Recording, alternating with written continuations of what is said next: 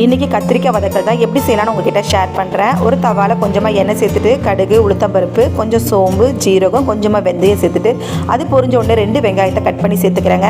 சேர்த்துட்டு கொஞ்சமாக கருவேப்பிலையும் சேர்த்து அதை நல்லா வதக்கிக்கலாம். கத்திரிக்காய் வந்து நீல வாக்கில் நான் கட் பண்ணி வச்சுருக்கேன். தண்ணியில் போட்டுக்கலாம், இல்லைனா கருப்பாயிடும். பண்ணி வச்சுருக்க கத்திரிக்காயையும் சேர்த்துட்டு அதோட நல்லா வதக்கிக்கலாம். கத்திரிக்காவை நம்ம வந்து சாம்பார் வைப்போம். கத்திரிக்காய் பொரியல் சில பேருக்கு பிடிக்காது, ஆனால் இந்த மாதிரி செஞ்சிங்கன்னா ரொம்ப சூப்பராக இருக்குங்க. அதனால் கொஞ்சமாக உப்பு சேர்த்துக்கலாம். சேர்த்துட்டு அதோட நல்லா வதக்கிட்டு மஞ்சள்தூள், மிளகாய்த்தூள், மல்லித்தூள் சேர்த்துட்டு அதையும் நல்லா வதக்கிக்கலாங்க. பச்சை வாடை போகிற அளவுக்கு வதக்கி கத்திரிக்காய் வேகிறதுக்கு தண்ணி தெளிச்சிட்டு நம்ம வந்து மூடி வச்சிடலாங்க. நல்லா கலந்து விட்டுட்டு ஒரு 10 நிமிஷம் வச்சிங்கன்னா நம்மளுடைய கத்திரிக்காய் வந்து நல்லா வதங்கி வந்துடும்.